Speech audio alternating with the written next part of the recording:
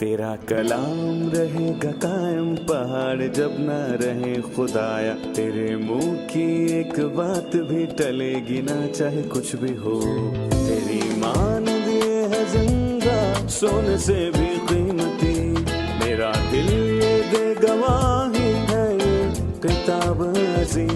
नाज़िल करे अपना कलाम, शिकस्ता दिलों को सुकून मिले, तारीखी दूर हो मेरी राहें रोशन कर। दिल अपना कलाम कसरत से ए खुदा बदल दे, रिहाई दे कसरत से फल मिला।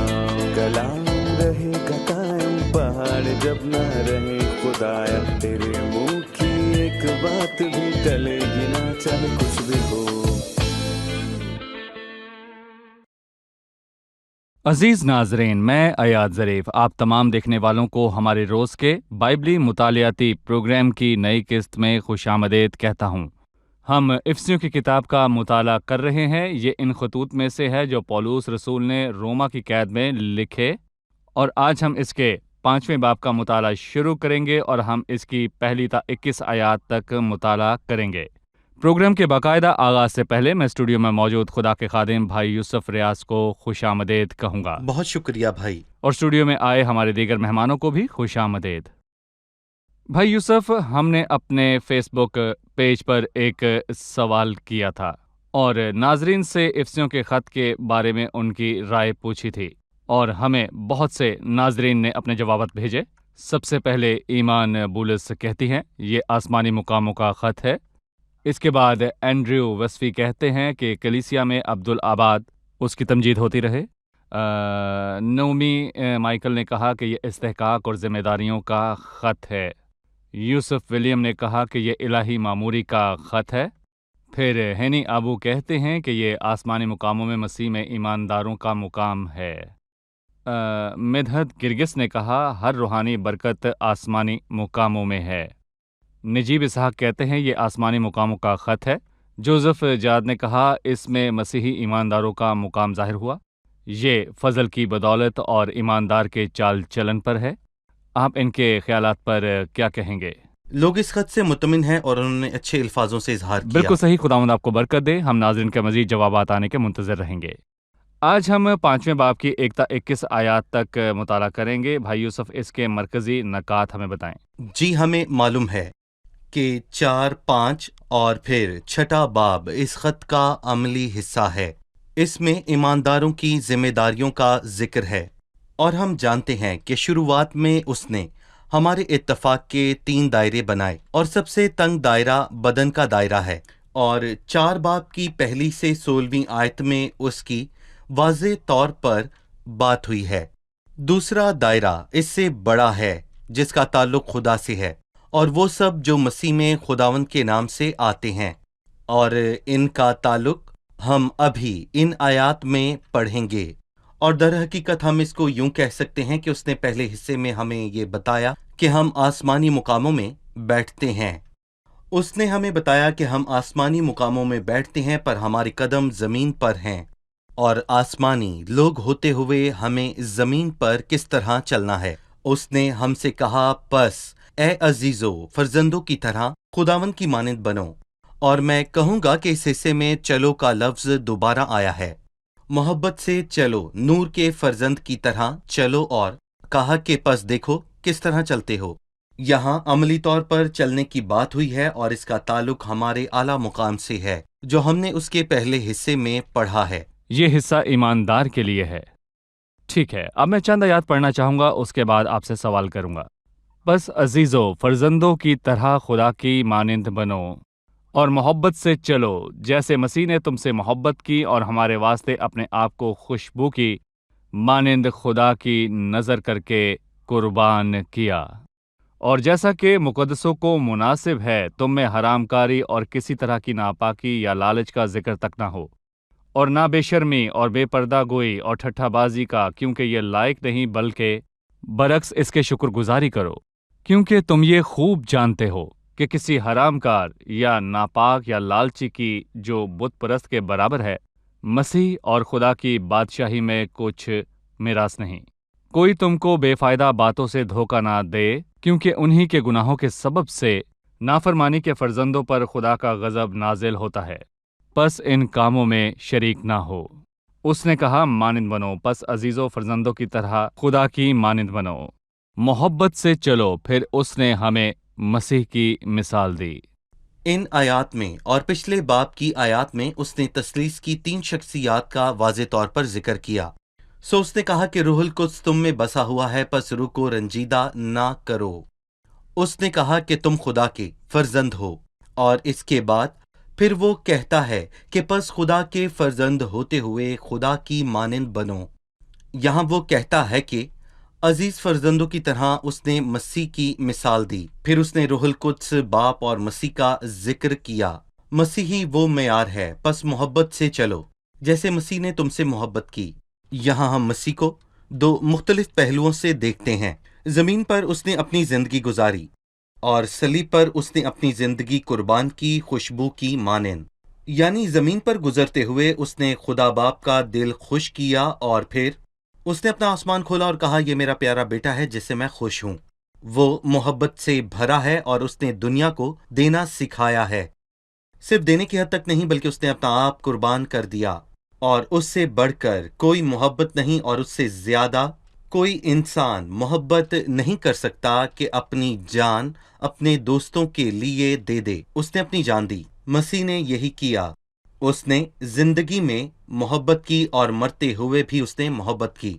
और पौलुस ने कहा कि हम भी खुदा की मानिंद बने। मोहब्बत से चलो जैसे मसीह ने तुमसे मोहब्बत की और हमारे वास्ते अपने आप को खुशबू की मानिंद खुदा की नजर करके कुर्बान किया। सही भाई यूसुफ, उसने तीसरी आयत से ना करने वाली चीज़ों की फहरिस्त दी, जो ना हम बोलें और ना करें।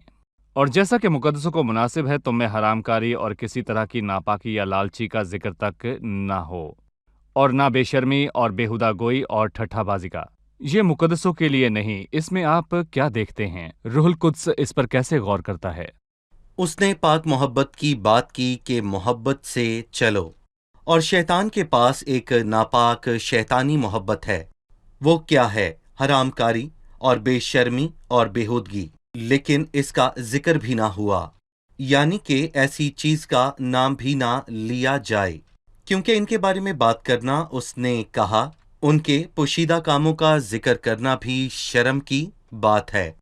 खुदा की मोहब्बत जो मसीह में जाहिर हुई और मसीह ने उसकी खुशबू फैलाई। सो मैं कहूँगा कि एक दूसरे से मोहब्बत रखो और मोहब्बत को सारी दुनिया में फैलाओ। लेकिन शैतान के पास, जो बहुत होशियार है, उसके पास इसका मुतबादिल है, और शैतान कोई ना कोई तरीका ढूंढ निकालता है। मसीह की मोहब्बत पाक है और उसने ईमानदारों को पूरी फहरिस्त दी है। लिहाजा उसने ईमानदारों को पूरी फहरिस्त दे दी। हरामकारी, जनाकारी, बेशर्मी और नापाकी की बातें ना हों। सही। हम वक्फे के बाद मेहमानों के सवालात के साथ हाजिर होंगे। नाजरीन, मिलते हैं एक छोटे से वक्फे के बाद।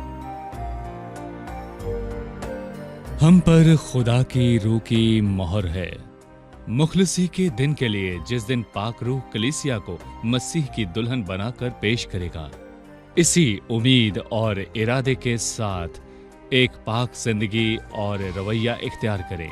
ईमानदार को चाहिए कि खुदा की मानिंद बने, खासकर माफ करने में। ये मसीही जिंदगी के हर पहलू पर लागू होता है। माजी में गैर कौमों का मुकाम बहुत नीचा था, पर उन्होंने मोहब्बत का इलाही मुकाम पाया।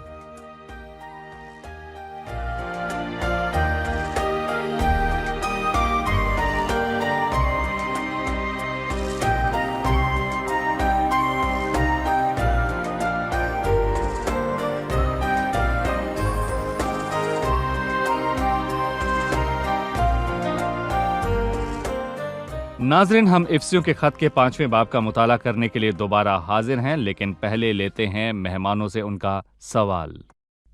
5वीं आयत है, क्योंकि ये तुम खूब जानते हो कि किसी हरामकार या नापाक या लालची की जो बुत परस्त के बराबर है, मसीह और खुदा की बादशाही में कुछ मिरास नहीं। मैं जानना चाहता हूँ, ऐसे लोग ईमानदार हैं या गैर ईमानदार? जी, उसने यहाँ किस बारे में बात की? ان کا ایماندار ہونا ناممکن نہیں، کیونکہ اس نے کہا کہ مسیح اور خدا کی بادشاہی میں کچھ میراث نہیں۔ وہ ناپاک اور حرام کار اور بدکار ہیں، وہ بت پرست ہیں اور ان کی خواہشات ان کے قابو میں نہیں ہیں، کوئی انہیں روک نہیں سکتا، اور ایسے لوگ ایماندار نہیں۔ اور میں کہوں گا کہ ایک ایماندار بھی گر سکتا ہے، پر خدا ہم پر رحم کرے اور ہمیں گرنے سے بچائے۔ کوئی جو اپنے آپ کو قائم سمجھتا ہے وہ خبردار رہے کہ گر نہ پڑے۔ اور اگر کسی شخص کی یہ خصوصیات ہوں کہ وہ حرام کار، بدکار اور لالچی اور بت پرست ہو تو وہ ایماندار نہیں ہو سکتا۔ اسی لیے اس نے کہا مسیح اور بادشاہی میں اس کی کچھ میراث نہیں۔ بھائی یوسف، اس نے محبت سے چلنے کی بات کی۔ پھر 8ویں آیت میں لکھا ہے، کیونکہ تم پہلے تاریکی تھے مگر اب خداوند میں نور ہو، پس نور کے فرزندوں کی طرح چلو۔ پھر اس نے روح کے پھل یا نور کے پھل کی بات شروع کی۔ ہمیں نور میں چلنے کے متعلق بتائیں۔ میں کہنا چاہوں گا ہمیں یوحنا کے پہلے عام خط سے یہ معلوم ہوتا ہے کہ ہمارا خدا نور ہے، خدا محبت ہے، اور چونکہ اس نے کہا کہ خدا نور ہے، اور میں یہاں پر یہ بھی کہنا چاہوں گا کہ یوحنا کے پہلے باب میں یہ واضح طور پر لکھا ہے کہ خدا نور ہے، اور یوحنا ہی کے چوتھے باب میں لکھا ہے کہ خدا محبت ہے۔ مطلب کہ خدا نور بھی ہے اور خدا محبت بھی ہے، پر لوگوں کو پسند ہے کہ خدا محبت ہے، لیکن خدا نور ہے اور یہ ان کو نہیں چاہیے۔ نور روشن کرتا ہے۔ دراصل میں کہوں گا کہ ہم تاریکی تھے لیکن اب ہم نور ہیں، اور پھر صرف یہی نہیں کہ اب ہم خداوند میں خدا کے نور ہیں، بلکہ ہماری یہ ذمہ داری ہے کہ ہم چمکیں۔ اور جیسا کہ مسیح نے کہا کہ دنیا کا نور میں ہوں، اور اس نے ایمانداروں اور شاگردوں کے لیے کہا کہ دنیا کا نور تم ہو۔ ہم نور ہیں لیکن اپنے آپ میں نہیں، یعنی مسیح سے جدا ہو کر ہم روشنی نہیں دیکھ سکتے۔ کچھ لوگ اسے سورج اور چاند سے جوڑتے ہیں۔ چاند خود تاریک ہے، وہ روشنی نہیں دیتا، بلکہ سورج کی روشنی کی مدد سے وہ روشنی دیتا ہے۔ اور اسی طرح ہی ایماندار بھی تاریک ہیں لیکن وہ مسیح سے روشنی لیتے ہیں۔ یہ سننا بہت ہی مشکل ہے جب اس نے کہا کہ ہم تاریکی میں تھے، مطلب ہم جانتے ہیں کہ ہم تاریکی میں تھے۔ ایمان سے پہلے ہمارا کیا مقام تھا؟ بائبل میں تاریکی مایوسی، نا امیدی، نادانی، بدی اور ناپاکی کو ظاہر کرتی ہے، پر میں یہاں کہوں گا کہ خدا در حقیقت نور ہے۔ اسے عام روشنی نہ سوچیں اور نہ ہی اس کا لفظی مطلب لیں، اس کے معنی میں وہ شامل ہے، بلکہ اخلاقی معنوں میں روشنی کو سمجھیں۔ بلکہ اس کے برعکس تاریکی ہے جو انسان غفلت میں زندگی گزارے۔ اس نے کہا ان کی عقل تاریک ہو گئی، اس نادانی کے سبب سے جو ان میں ہے اور اپنے دلوں کی سختی کے باعث۔ یہاں میں واضح کرتا چلوں کہ انسان تاریکی میں نہیں تھا، بلکہ وہ خود ہی تاریک انسان تھا۔ لیکن اس کے برعکس کیا ہم نور میں ہیں؟ اور میں یہاں پر یہ بات بھی واضح کرنا چاہتا ہوں کہ ایماندار خداوند کے نور میں رہتے ہیں اور خدا خود نور ہے۔ صحیح۔ ہم نور ہیں۔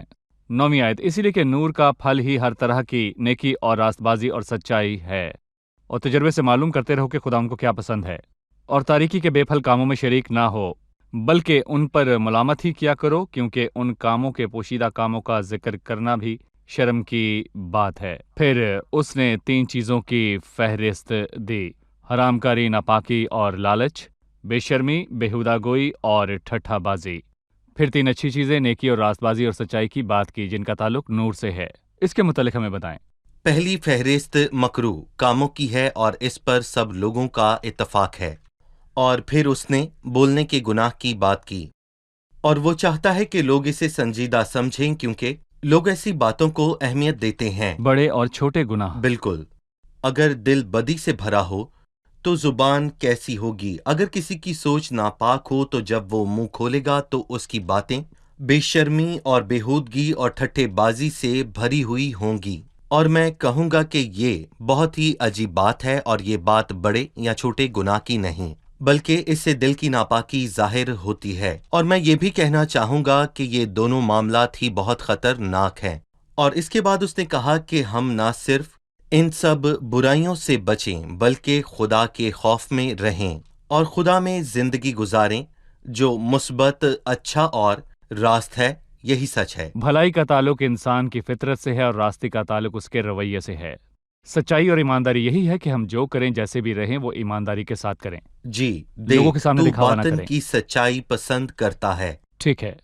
اس میں کوئی دو رائے نہیں اور تاریکی کے بے پھل کاموں میں شریک نہ ہو بلکہ ان پر ملامت ہی کیا کرو۔ تو اگر میں گزرتے ہوئے دیکھوں کہ کوئی شخص غلط کام کرتا ہے تو کیا میں جا کر اس کو یہ بات بتاؤں؟ مطلب کہ میں ایک پولیس والے کی طرح سڑکوں پر لوگوں کی اصلاح کروں یا لوگوں کے بے دینی کے کاموں پر ملامت کروں، یا پھر اس کے کوئی اور معنی ہے؟ یقیناً اس کے معنی کچھ اور ہیں۔ 7 آیت کو دیکھیں، ان کاموں میں شریک نہ ہوں، اور 11ویں آیت بے پھل کاموں میں شریک نہ ہوں، یعنی ان میں شریک ہو اور نہ ہی حصہ لو۔ ان لوگوں کے ساتھ شامل نہ ہو جو ایسے کام کرتے ہیں اور ان کے کام برے کاموں میں شریک ہوں۔ اور میں کہوں گا کہ یہاں پر برے لوگ جو کہ برے کام کرتے ہیں ان کے ساتھ رفاقت نہ رکھیں اور ان کے برے کاموں میں ان کے ساتھ شریک نہ ہوں، بلکہ وہ کہتا ہے کہ اس کی ملامت کریں۔ اور پھر 13ویں آیت سے اس کی وضاحت ہوگی، کیونکہ جو کچھ ظاہر کیا جاتا ہے وہ روشن ہو جاتا ہے۔ اور میں اس کو کچھ یوں بیان کرتا ہوں، نور سے روشن ہو کر چیزیں ظاہر ہو جاتی ہیں، وہ واضح ہو جاتی ہیں۔ مطلب کہ ہم خود کو خدا نہ سمجھیں اور کسی کی عدالت نہ کریں، کیونکہ ہم نہ تو خدا ہیں اور نہ ہی کوئی حکومت ہیں، اور ہم خدا میں ایمانداری سے زندگی گزاریں اور نور بنیں۔ نور کا کیا کام ہے؟ وہ چیزوں کی خصوصیات کو واضح اور ظاہر کرتا ہے۔ لوگوں نے مسیح سے نفرت کیوں کی؟ کیونکہ اس نے معجزات کیے؟ نہیں، معجزات کرنے والے کو تو بڑا رتبہ دیتے ہیں، اس لیے کہ ان کے کام برے تھے۔ بالکل، اور آدمیوں نے تاریکی کو نور سے پسند کیا اس لیے کہ ان کے کام بہت برے تھے۔ پر میں کہوں گا کہ وہ نور تھا اور اس نے ان کی برائی ظاہر کی، اور اسی لیے لوگوں نے اس سے بہت نفرت کی۔ وہ تاریکی میں اپنی زندگی پسند کرتے تھے اور وہ اسی میں خوش رہتے تھے، لیکن مسیح نے آ کر ان کی برائیاں ظاہر کیں، اور اس نے آ کر ان کے برے کاموں اور ان کی بدیوں کو ظاہر کر دیا۔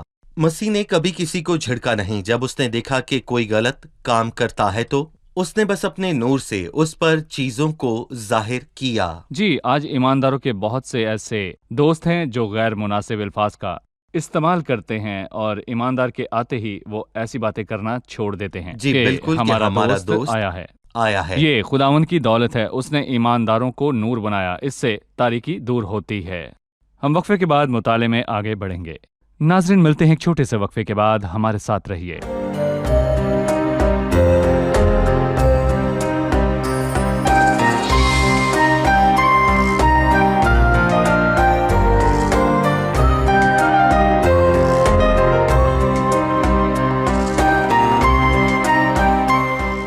خوش آمدید ناظرین، ہم افسیوں کے خط کے 5ویں باب کا مطالعہ کرنے کے لیے دوبارہ حاضر ہیں، لیکن سب سے پہلے مہمانوں کا سوال۔ 14ویں آیت، اس لیے وہ فرماتا ہے، اے سونے والے جاگ اور مردوں میں سے جی اٹھ، تو مسیح کا نور تجھ پر چمکے گا۔ یہ کس نے کہا اور اس کے کیا معنی ہے؟ اس کا ذکر کہاں ہوا اور اس کا کیا مطلب ہے؟ اس لیے وہ فرماتا ہے کہ اس پر سب کی فرق رائے ہے، اور اس کا تعلق یسایہ کے 60ویں باب کی چند آیات سے بھی ہو سکتا ہے، یا پھر اس وقت کا عام گیت تھا، یا پھر وہ فرماتا ہے کہ یہ رسولوں کے الفاظ ہیں، یا پھر میں کہوں گا کہ یہ نور کے الفاظ ہیں۔ اور یہاں پر نور یہ فرماتا ہے کہ اے سونے والے جاگ، جب سورج طلوع ہوتا ہے اور روشنی تمام گھروں میں آتی ہے اور سوئے ہووں کو جگاتی ہے۔ اور نور نے کہا، اے سونے والے جاگ اور مردوں میں سے جی اٹھ۔ اور وہ سویا ہے یا مردہ ہے، اور یا وہ مردوں کے درمیان سویا ہے۔ غزل و غزلات کے 5ویں باب میں دلہن نے کہا کہ میں سوتی ہوں پر میرا دل جاگتا ہے۔ پر افسوس یہ ہے کہ کیا کوئی مردوں کے بیچ سوتا ہے؟ اگر آپ 10 مردے دیکھیں اور ان میں سے ایک سوتا ہو تو آپ جب انہیں دیکھیں گے تو آپ اس سوئے ہوئے کو بھی مردہ سمجھیں گے۔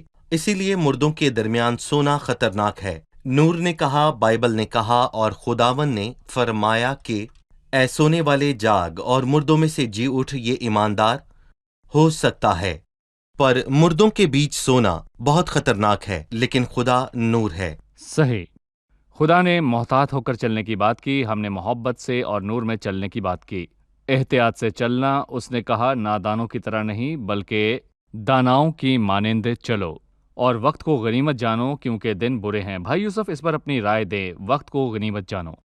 آپ اپنی عزیز چیزوں کا کفارہ دیتے ہیں۔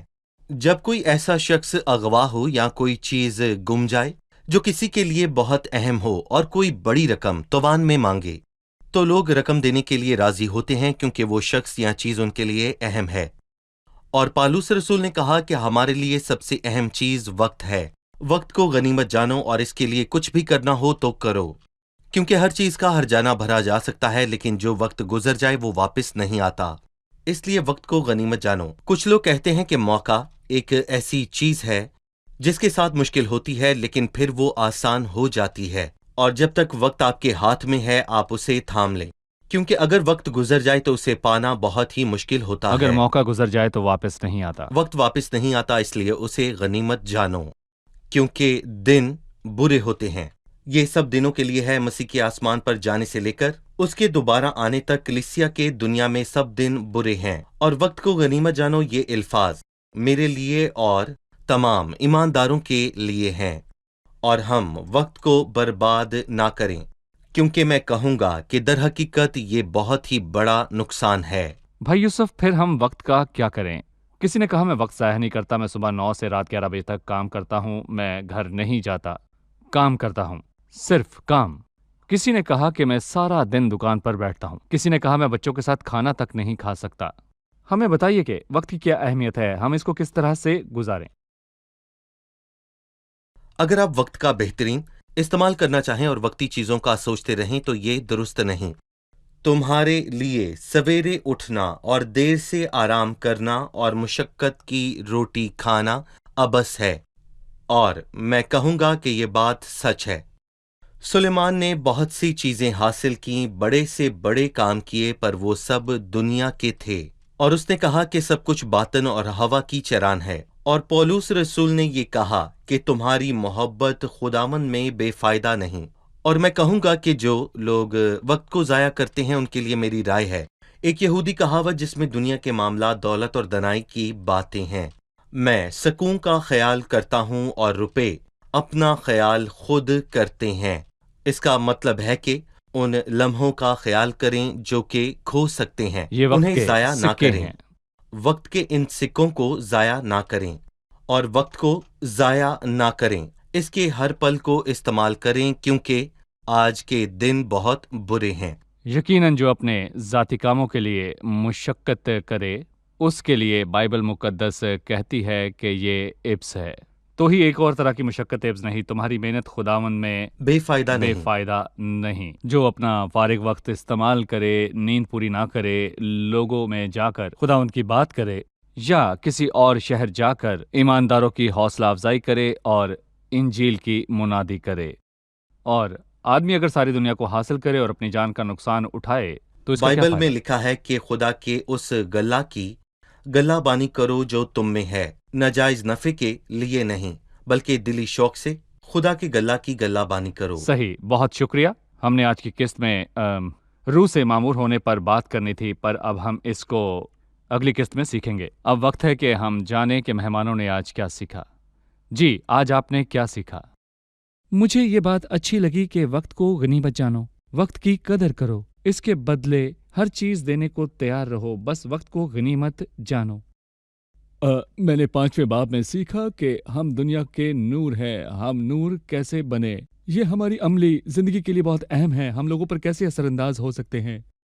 خداوند کو جاننے سے پہلے ہم تاریکی میں تھے، اس کو جاننے کے بعد ہم نور میں آ گئے۔ ہمیں چاہیے کہ نور میں اور محبت سے چلیں، اور ہمیں احتیاط سے بھی چلنا چاہیے۔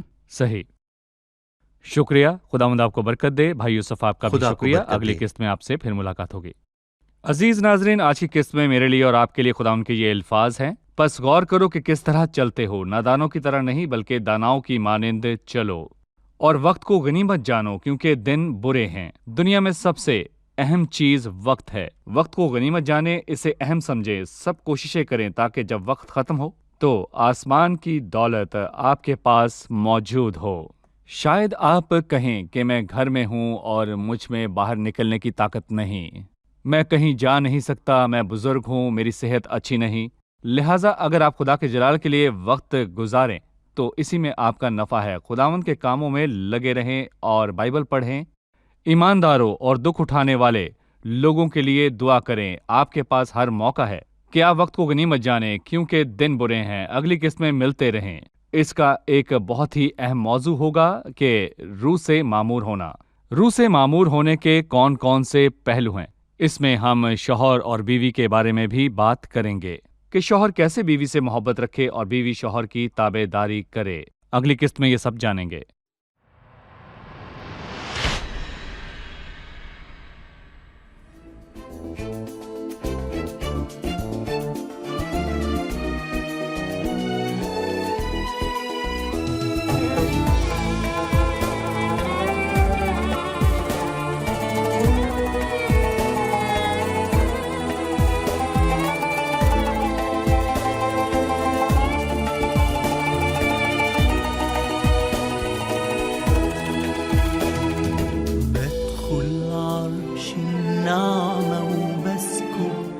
نفسي أمامك ناظر ليك واسجد لك من قلبي وبطلب إنك ترفع نفسي إليك.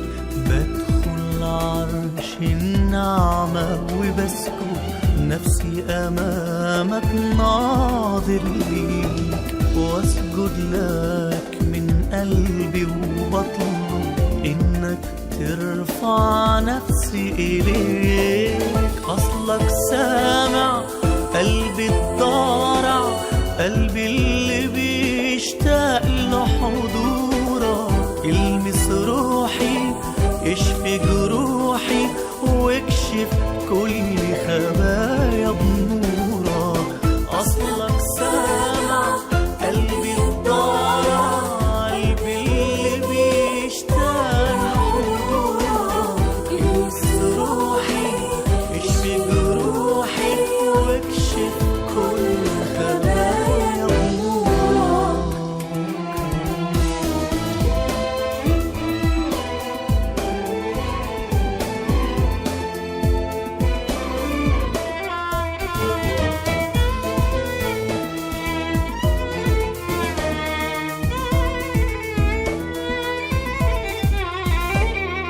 بدخل عرش النعمة وارنم، تنطلق الكلمة التسبيحة ويفيد قلبي ليك يتكلم وأقدم لك نفسي ذبيحة.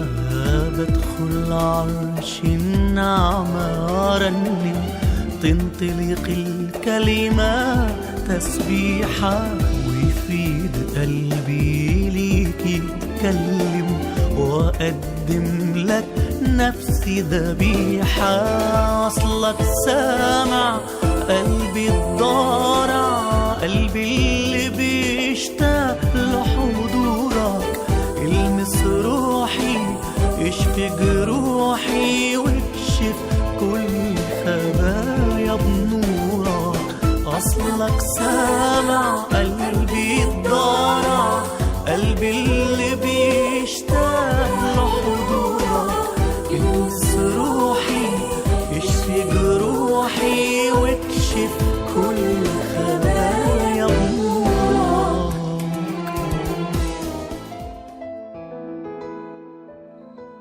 तेरा कलाम रहेगा कायम पहाड़ जब ना रहे खुदाया. तेरे मुंह की एक बात भी टलेगी ना चाहे कुछ भी हो.